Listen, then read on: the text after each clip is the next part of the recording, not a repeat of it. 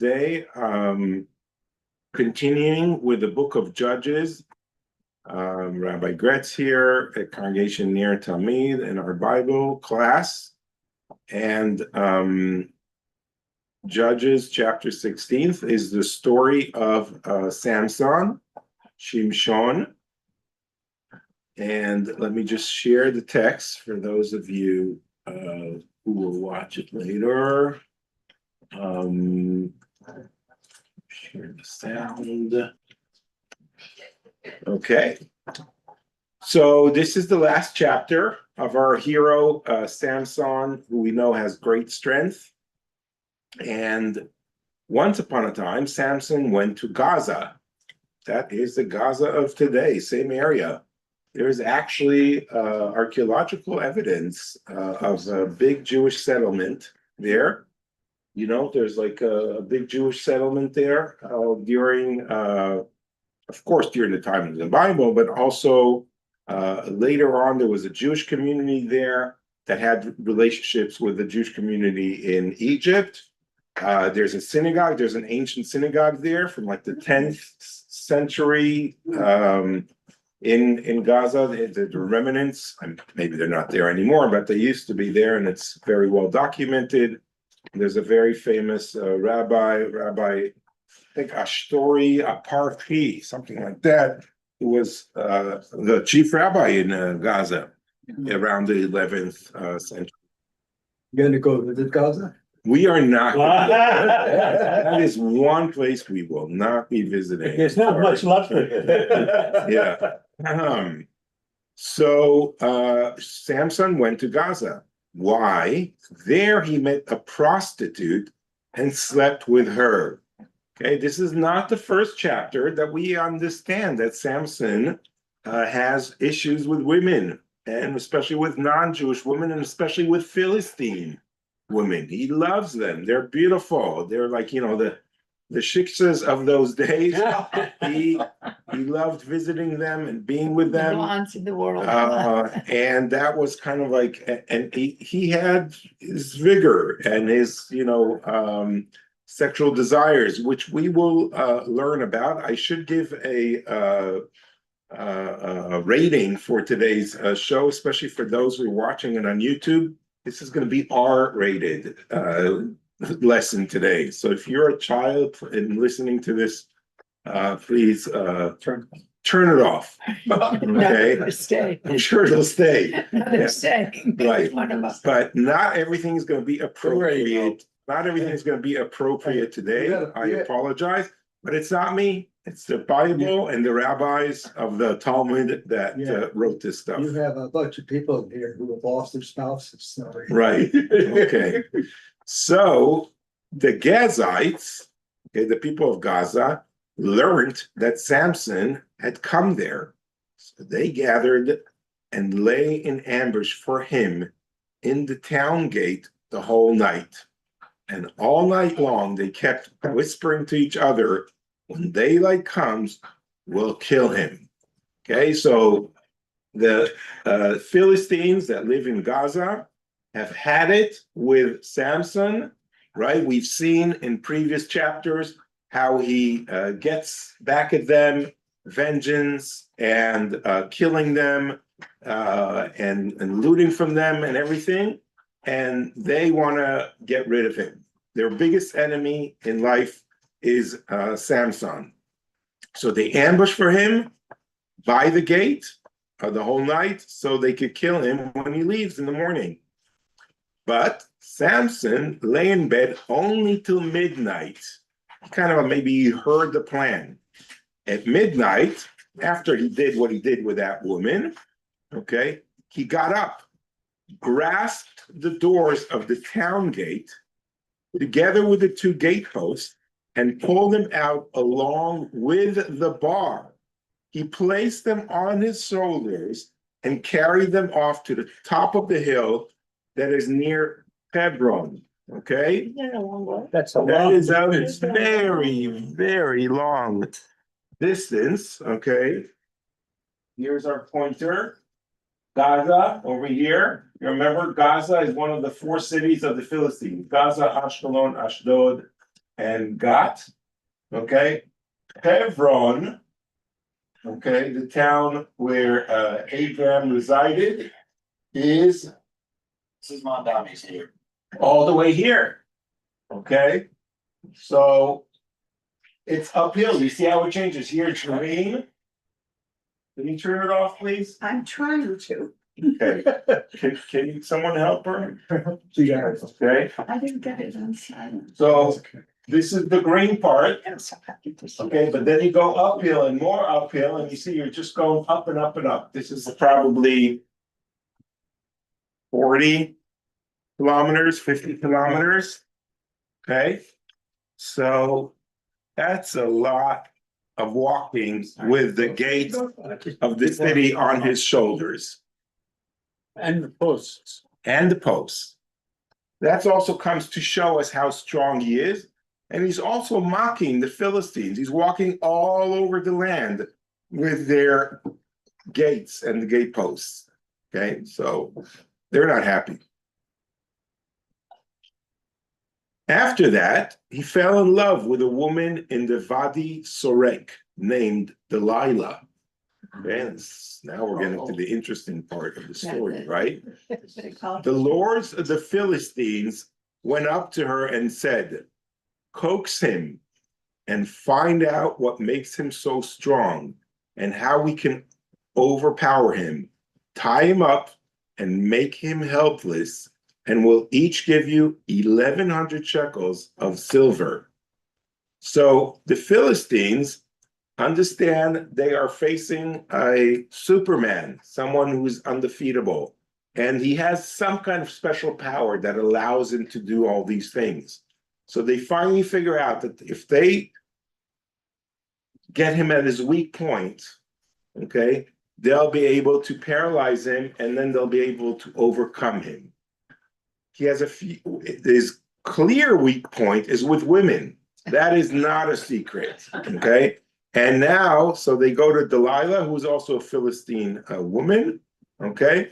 And he falls in love with her. So they know this is the chance to get him to kind of like reveal his secret to this beautiful woman.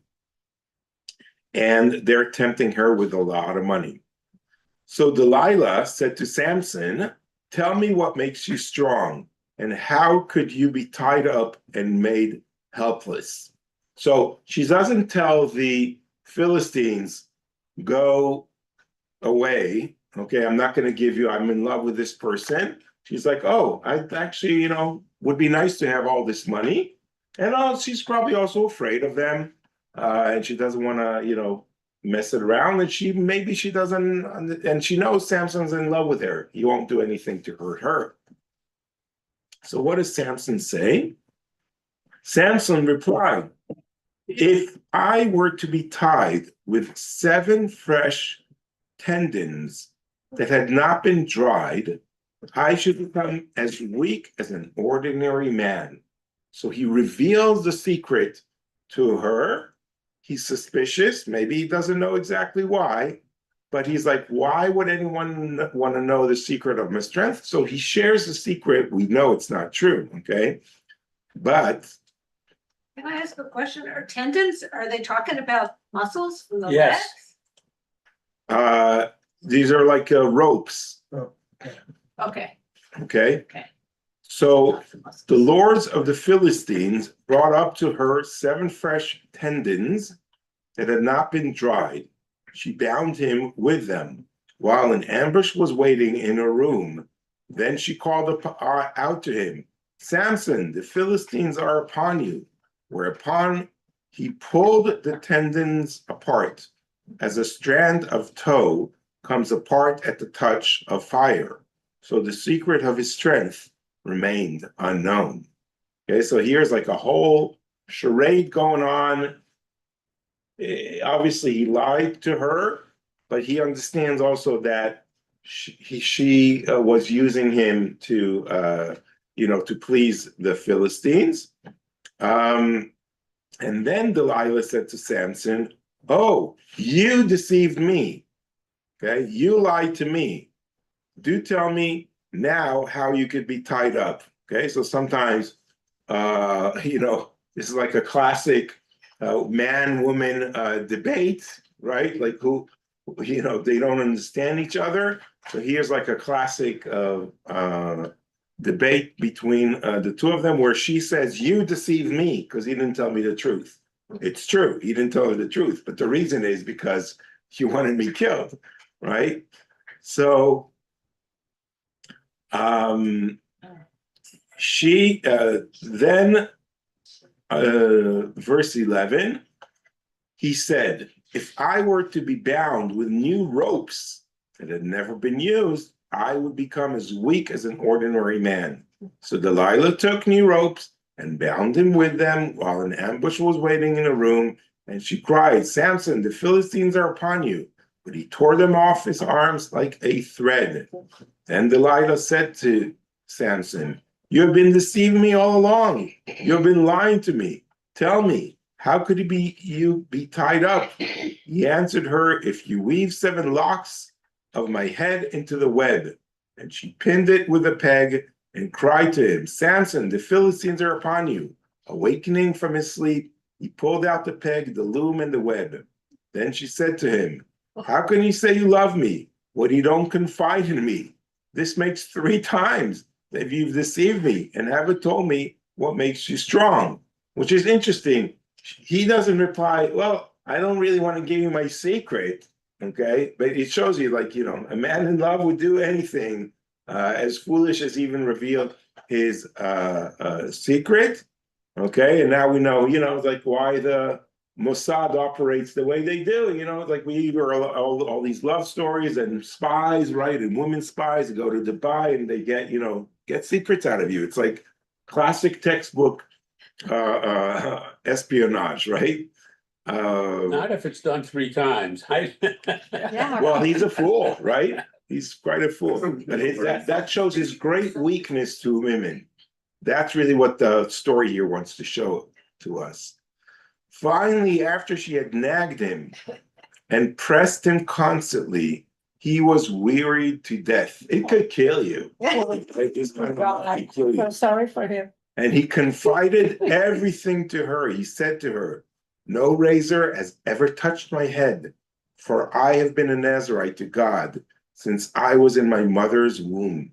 If my hair were cut, my strength would leave me, and I should become as weak as an ordinary man." Okay? Why do you think she reveals the real secret to her? He was just done with her. But he's also, but he's He's a man. He's in love with this woman. Man will do anything. he was weary, I don't know about weary that. to death. Yeah, He knows that this could be the end of him. Yeah, it will. Okay, and he plays around, and his confidence also in God is not very strong now. He's like, maybe nothing will happen. Maybe I'll be fine, right? Maybe it never happened to him. He never shaved his head as a Nazarite, so maybe he's like, I have this power. It's in me. I don't need anything. I don't need my hair. I don't need, the God's yoke on me, which is represented by, the laws of the Nazarite that we talked about in our first lesson on Samson. So he's like, I'm fine on my own. I don't need all this mumbo jumbo and all that. So his disbelief and his willing to please the woman more than God is a very important lesson to all of us. Sometimes we seek the attention and the love of a person and think we are like dependent on that. And we leave our values. We can leave like God. We can leave everything we have in life because we think it's all dependent on that person. Okay, so this is a great moment of learning of what really, don't give up your values for the sake of any kind of relationship, especially not for something like this. So sensing that he confided everything to her, Delilah sent for the lords of the Philistines with this message: "Come up once more, for he has confided everything to me." And the lords of the Philistines came up and brought the money with them. So finally, they are also convinced. She lulled him to sleep on her lap probably after sex. Then she called in someone else, and she had him cut off the 7 locks of his head. Thus, she weakened him and made him helpless. His strength slipped away from him. She cried, "Samson, the Philistines are upon you." And he awoke from his sleep, thinking he would break loose and shake himself free as he had the other times, for he did not know that God had departed from him. Okay, so if you kind of like think it's all about you, God's not gonna, okay, you try until you return. God's always there. God always will be with you. But if you decide to turn your back on God, there's no power in the world. Even God can't force you to be with God. And in that sense, and his lust and his wanting to please that woman in that relationship overdid everything else. So the Philistines seized him and gouged out his eyes. That's the first thing they did, okay, to take off his ability to see. They brought him down to Gaza and shackled him in bronze fetters, and he became a mill slave in the prison. So that's very sad, right? What he had to do. After his hair was cut off, it began to grow back. That's what happens, right? Slowly. Now the lords of the Philistines gathered to offer a great sacrifice to their god Dagon and to make merry. They chanted, "Our God has delivered into our hands our enemy Samson." When the people saw him, they sang praises to their God, chanting, "Our God has delivered into our hands the enemy who devastated our land and who slew so many of us." As their spirits rose, they said, "Call Samson here and let him dance for us." Samson was, can you please turn that off? Maybe put it on silent. Samson was fetched from the prison and he danced for them. Okay, so they're embarrassing him and mocking him and making him dance. They put him between the pillars of the temple. And Samson said to the boy who was leading him by the hand, "Let go of me and let me feel the pillars that the temple rests upon, that I may lean on them." Maybe it's your phone, maybe it needs to be silent. I turned it off. Oh. Okay. Now, the temple was full of men and women. All the lords of the Philistines were there. And there were some 3,000 men and women on the roof watching Samson dance. Then Samson called to God, "O sovereign God, please remember me and give me strength just this once, O God, to take revenge of the Philistines, if only for one of my 2 eyes." He embraced the 2 middle pillars that the temple rested upon, one with his right arm and one with his left, and leaned against them. Samson cried, "Let me die with the Philistines." And he pulled with all his might. The temple came crashing down on the lords and all the people in it. Those who were slain by him as he died outnumbered those who had been slain by him when he lived. His brothers and all his father's household came down and carried him up and buried him in the tomb of his father Manoach between Tzorah and Eshtaol. He had led Israel for 20 years.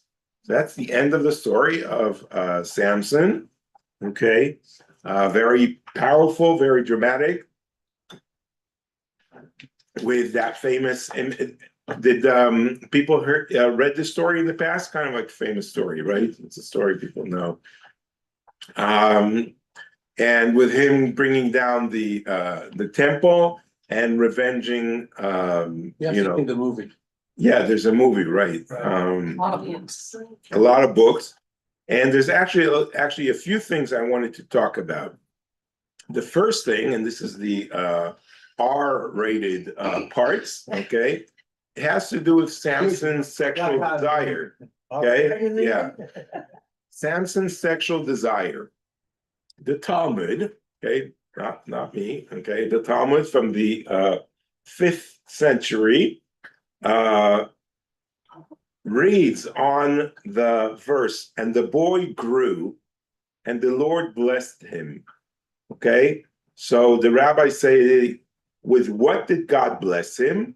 Rav Yehuda said, in the name of Rav, he blessed him with his sexual organ, okay, amato. His sexual organ was like that of ordinary men, but his semen flowed like a rushing stream, okay? So this shows us Samson's great sexual desire. And then, on the verse that we read today, and it came to pass when she pressed him, when Delilah pressed him daily with her words and urged him, okay? What is the meaning of and urged him? Okay, vate'alzeu, she kind of like forced him, urged him to do that. Rabbi Yitzchak of the school of Rabbi Ami said, at the moment of climax during sexual intercourse, she would withdraw from beneath him. So she drove him literally crazy in the sense that she would never let him finish. And, so he kept being so frustrated. So they are like, it doesn't just make sense that a woman would nag him. She had to do much more than that. So they're given more context to that, but it also ridicules a little bit Samson in the way that how, everything is centered for him around his sexual desires. Okay, and we're going to try to figure out later on why. Here's another one.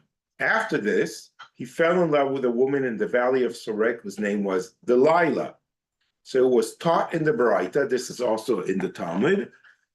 Rabbi Yudah Anasi, who's called Rabbi said, even if her name had not actually been Delilah, she would have deserved to be called Delilah because she depleted, which in Hebrew means dildelah, which sounds like Delilah, his strength, depleted his heart, and depleted his deeds. Okay, the Talmud plays on this similarity between the name Delilah and the Hebrew word dalal, okay, meaning to weaken, to diminish, or deplete. So according to Rabbi, her name aptly reflects the effect she had on Samson. She drained his physical strength, his emotional resolve, and ultimately his righteous deeds. So that's kind of like also a hint. Don't go after the shiksa that drives you crazy, okay? Because she's, you think it's like a nice, fun thing, but she might turn you away from eventually from your parents' house, from your traditions, and eventually from God. Okay, here's another difficult one to read, which is about Samson grinding in the prison. You remember it said that he was like, they put him in the prison and he was grinding the millstone. Rabbi Yochanan said the word grinding, tochen, is euphemism for sexual intercourse.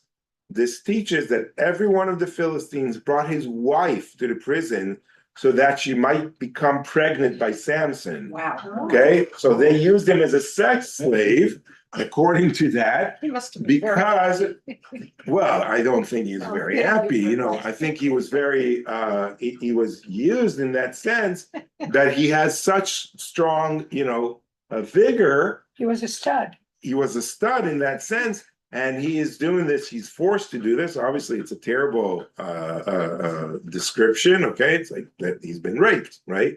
But that's because they saw he's such a powerful person, so everyone wanted to have their own Superman from Samson, okay?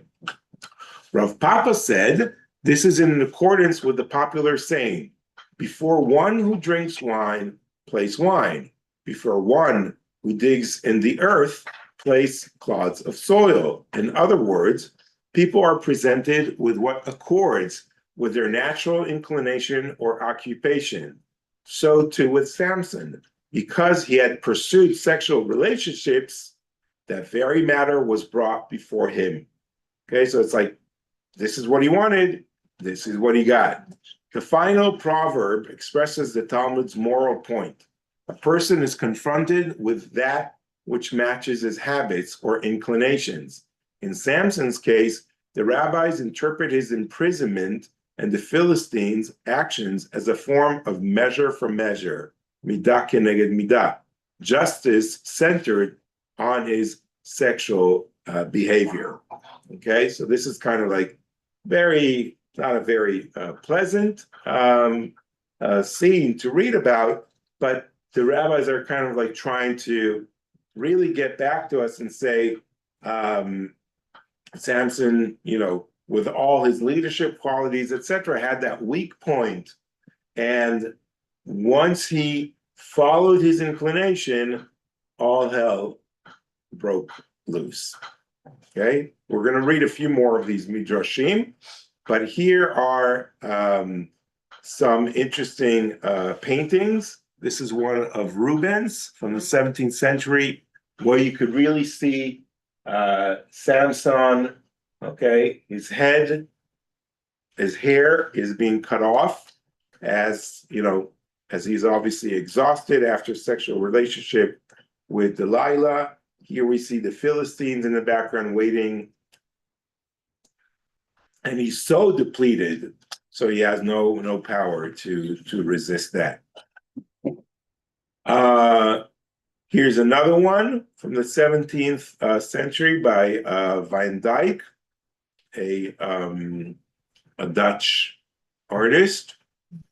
And here we see the Philistines capturing Samson. Delilah looks like she's, oh, my lover, don't go away from me, but she's going to get her money very soon. Look at the dog here in the background. Very interesting medieval scene. Does she die when the temple comes down? Is she in that? That was in the movie. Doesn't say so. I want to hear what the rabbi has. There's no documentation. I mean, the Bible doesn't say anything about that. Okay. I don't think she does, because she lives in Nachal Sorek, which is not in Gaza, kind of like in between. Actually, Nachal Sorek, I just walked by there. It's in Ashdod. Okay. I was just in Israel now, and this is Gaza, and this is Ashdod, and this is the river of Sorek that goes all the way from Ashdod. It goes all the way, I don't know where even. It's close to the top of the hill. It's 70 kilometers. Yeah, I guess more on top of the hill. Okay. I'm not very good with how rivers flow. But that's where it is. So Gaza is here, and she's probably around here somewhere. No reason for her to come. She got her money and she's on to the next person, right? Something like that.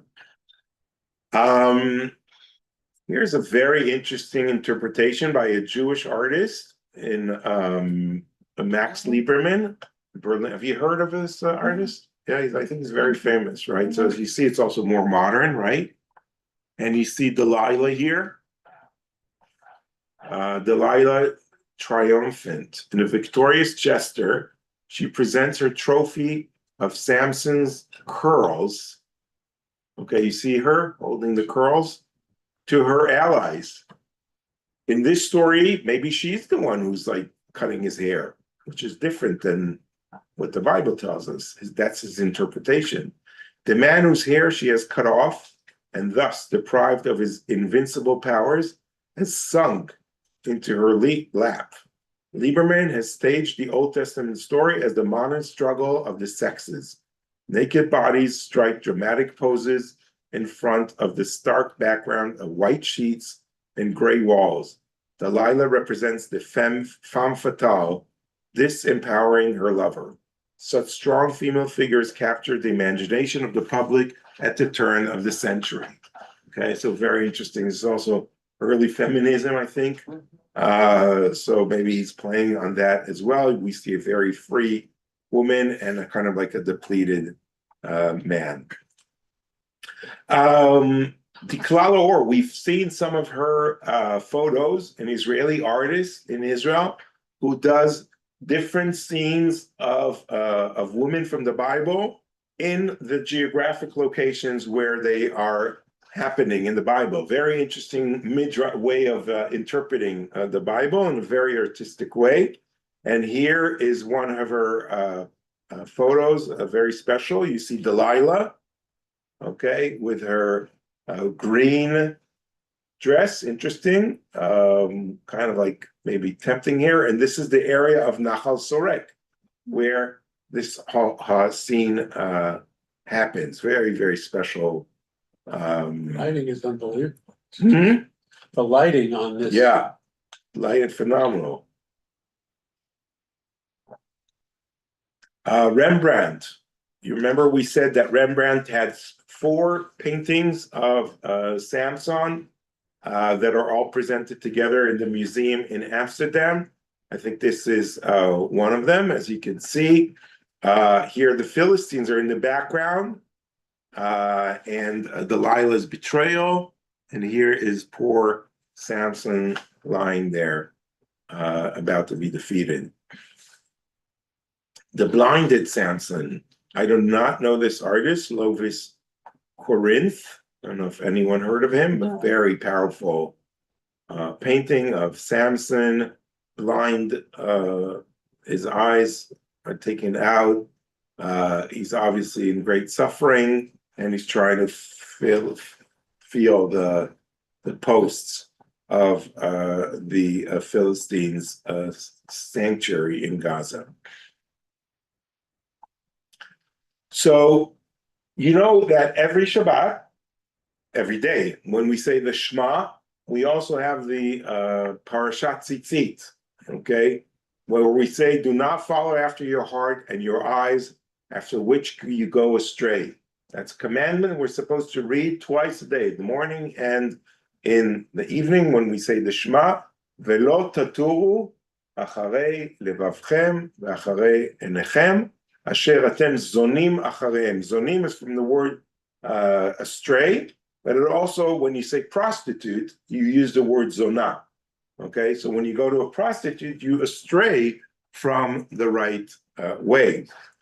So the rabbis say here in the Mishnah, by the measures that a person measures, so is it measured to him. Samson followed after his eyes, saw a beautiful woman, went after her. Therefore, the Philistine gouged out his eyes. As it is said, the Philistine seized him and gouged out his eyes. So now we understand, according to this midrash, why they got him in the eyes. This passage expresses the rabbinic principle of measure for measure, midah keneged midah, because Samson allowed his eyes to lead him into temptation. His punishment ultimately involved the loss of his eyesight. The Mishnah explicitly connects the warning of Numbers 15:39 with Samson's downfall. The rabbis, they don't care that he was a hero by the Jewish people and he saved everyone. They judge his character on per action.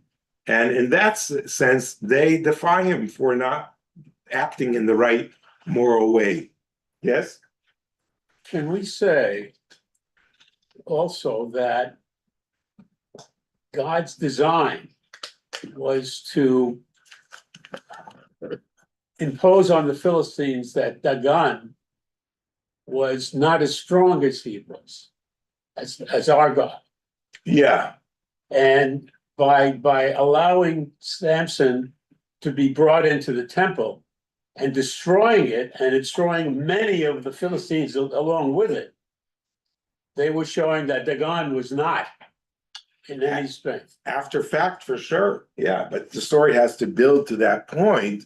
And in a way, I mean, what you're saying is this is kind of like Samson is being used by God. Okay, but it could have ended up in a different way. It didn't have to end up in this tragic way for Samson. The Babylonian Talmud say the sages taught Samson rebelled through his eyes As it is said, Samson said to his father, "Get her for me, for she is right in my eyes." You remember at the first chapter, he saw this beautiful Philistine woman, okay? And he said, "Oh, I like her. She's right in my eyes. In my eyes. So I want to do whatever I feel like." Therefore, the Philistine gouged him out his eyes. As it is said, the Philistine seized him and gouged out his eyes. The Gemara asks, is that really so? But isn't it written, his father and mother did not know that it was from the Lord, for he was seeking an occasion against the Philistines, right? Because if we remember that scene, Samson said, "Oh, I like this woman. I saw her. I want her. She's right in my eyes." His parents said, "Why don't you, marry someone local from our tribe, from the Israelites?" And they didn't know that it's God's plan to get back at the Philistine. The Gemara answers, although his actions ultimately served God's purpose, Samson nevertheless followed his own attraction to what was pleasing in his eyes. So that's not a positive thing. So it's not like it's determined and that's it. You always have the will, your own willpower to do the right thing. This passage illustrates the rabbinic tension between two ideas. God's providential plan, like Jerry was alluding to, that Samson's marriage to a Philistine woman was part of a divine strategy, and Samson's personal responsibility for being driven by physical attraction. The Talmud concludes that despite God's overarching purpose, Samson's motivation was still based on what was right in his eyes, making him accountable for his choices. People have to be accountable for their choices. Okay. Here is Samson in the treadmill. Okay. And this already has some kind of sexual connotation of what the rabbis were alluding to, right? If we see him being poked and tortured, people are laughing at him. He's half naked here. We see his part of, what's covering him has already fallen down, and he's harassed, not just physically, but also in a sexual way. So now we go to a very interesting thing, which is the ending of the story. But the hair of his head began to grow again after it had been shaved. So Abarbanel, who's a 14th century commentary on the Bible from Spain, from a Jewish commentator, obviously, he says it should not be thought that Samson's strength resided naturally in the hair of his head, so that it departed when his hair was cut and returned when it grew back. Rather, his strength was miraculous, granted to him so long as he remained faithful to his Nazirite status. When he followed after his eyes, revealed a secret to the woman who lay in his bosom, and failed to remember that she belonged to the family of his enemies, he was punished, and the Lord departed from him. The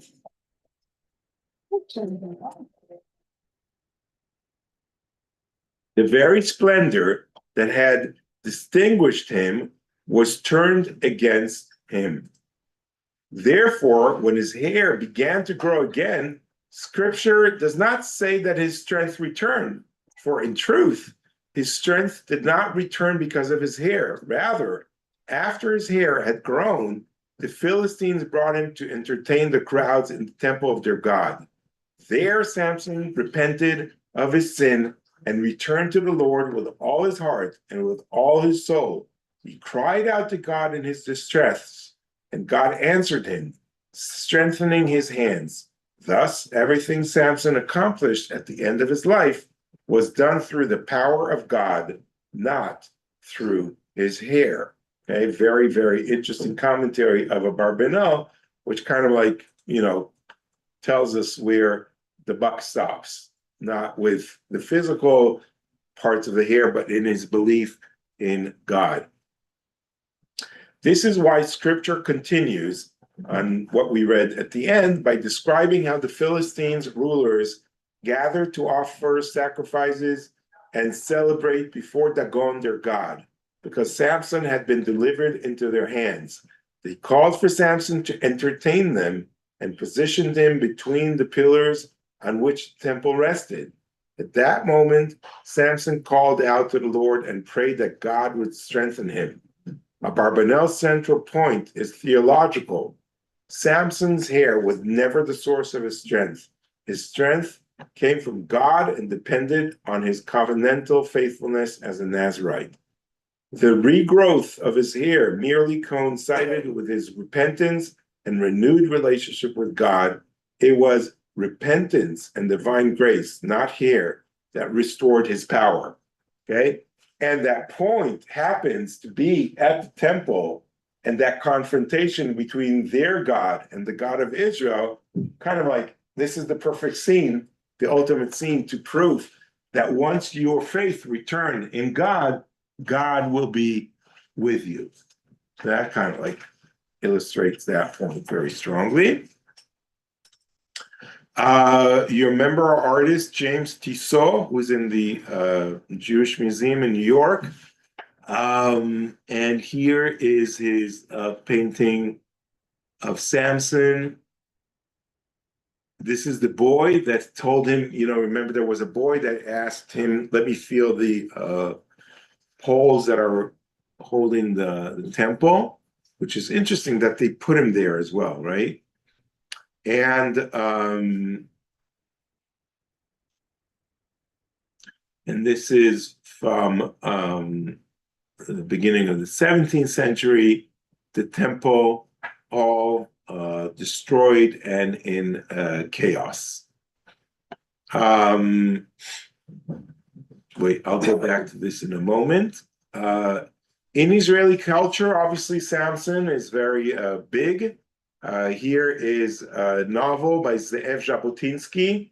If you know, Jabotinsky was a leader of the right-wing movement, Beitar in Israel, and he wrote like a whole story of Samson and how the new Israelite needs to be strong like Samson. David Grossman, a very famous Israeli writer, wrote the story of Samson. Here's another one. Samson, right? Samson. You have Samsonite. Why do you think they call these suitcases Samsonite? Because they're strong and they'll never break, just like Samson, right? Okay, and I have a phone which is called Galaxy Samson. Okay, this is like a very good phone, and there's a reason why they call it Samsung. Okay, If you would take it, throw it against the wall, it won't break. well, I'm not going to try, Steve, but yeah, but there's a very good warranty. And then there's like these Samsung media speakers, etc. Okay, there's a Samson parade apparently in Austria. I should ask my daughter. She's in Austria right now. Maybe she's seen that. And so it's very interesting. And here the first Hercules. Say Hercules, yes. It's called it Samson, right? Yeah, and it's called Samson. The Israelis called it Samson. That's the name they gave it. It was the biggest heavy load carrier at the time. Okay, so there you go. And here is a soccer team called Samson, and also even Givati, which is an army unit in Israel, has all the motifs of Samson and the strength. And this is like a unit called Shu'alei Shimshon, the foxes of Samson. And finally, the grave. Oh wait, sorry, we'll get to that in a moment. The verse, then Samson called to the Lord and said, "Sovereign Lord, please remember me. Please strengthen me just this once, O God, so with one act of vengeance I may repay the Philistines for the loss of my two eyes." So this also plays in modern politics in Israel. Okay, Philistines sounds like Palestinians. Okay, and as we know, there is a struggle between the Jews and the Philistines, but it also used in a political. So the verse from Samson is used in a political way. here we are going to see a very extreme right-wing group in Israel of Israelis, kind of like celebrating vengeance against the Palestinians that hurt them and they hurt them back. It's like it's an ongoing problem in Israel. Although this is old, this is not from now. And they use a song. And they use this song quoting this verse, and instead of saying repay the Philistines, they say repay the Palestinians. Okay, so I want to show you this just so you see how it plays even in today's politics. כשהערב ירד על העיר העתיקה, הגיעו למקום הרצח ברחוב הגיא מאות בני נוער יחד עם הרב דוב ליאור והרב אליהו. Okay, so there's a Jew was murdered in the old city, and many Israelis came to demonstrate and protest against that, okay, from the right-wing group, and led by two very prominent right-wing rabbis that came with them. קרא בעבר לא להשכיר דירות לערבים. This rabbi, for example, called do not lease your apartments to Arabs. ואת זה הם שרו בלב הרובע המוסלמי, ככה הסתיים עוד יום קרב בירושלים. This is what they were singing at the end of this battle day in Jerusalem.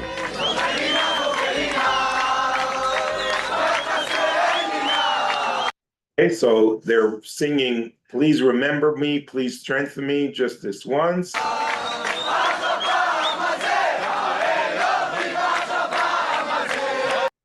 Okay, just this once, oh God, that was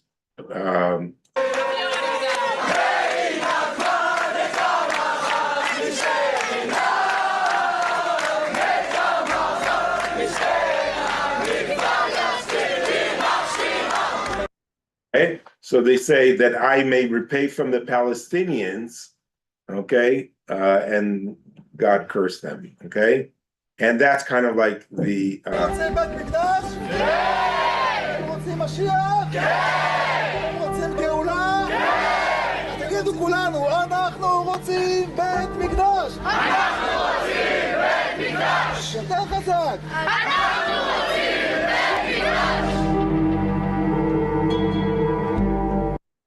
and this is kind of like I'm not going to go into the whole political debate here, and but just the fact that they're using this verse in that way is interesting, and shows how politicized sometimes these things could be for today.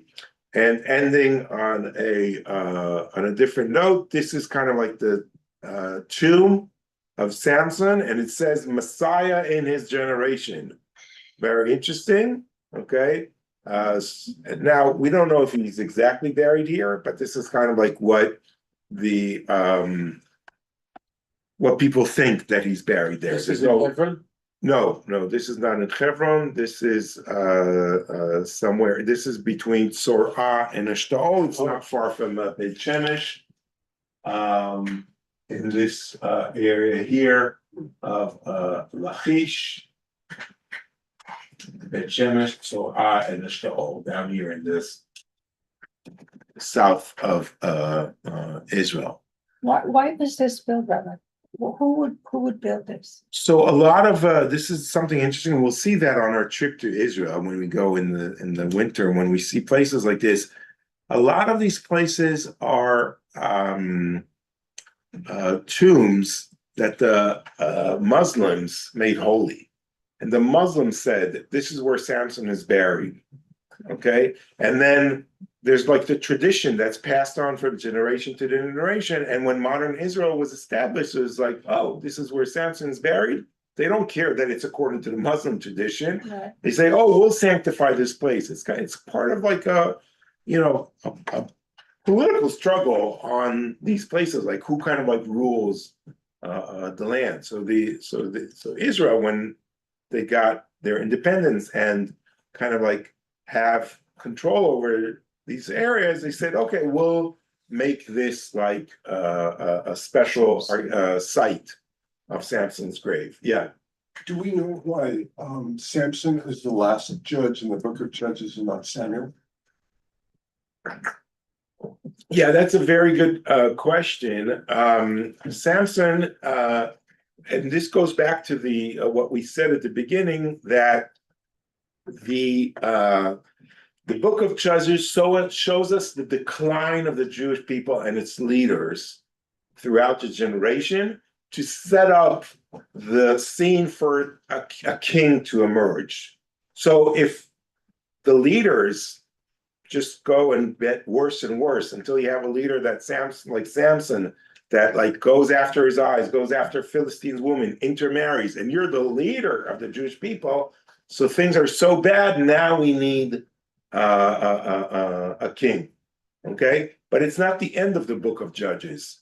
I am very sorry to tell you that the next few chapters are going to be really bad to hear. We're going to hear about wars within the Jewish people.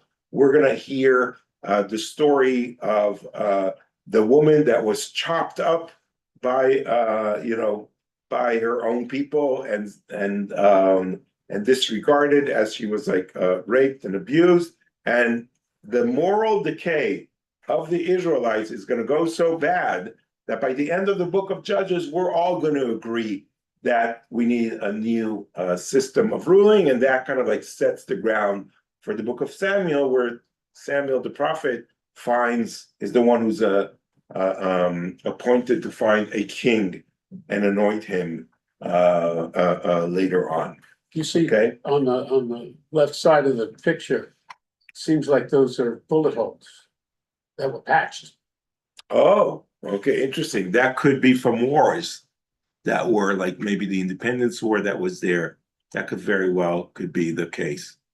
Okay, so that's the story of Samson. We conclude our 4 chapters. I don't know if anyone else, I don't know if my mother wanted to say anything, because she taught this many, many times and might have something interesting to add. The only thing that I would add is there's also a mythic quality to the story, because you mentioned the femme fatale, but there's also the idea of the Samson being Shemesh and Delilah, Lila being night. So you also have the mythic, of the fighting between, the sun and the, Well, very nice. darkness. Shemesh's son, which is daylight, which is Samson. Samson is like Shimshon is his Hebrew name. And Delilah has the name Lila, which is darkness and night in her.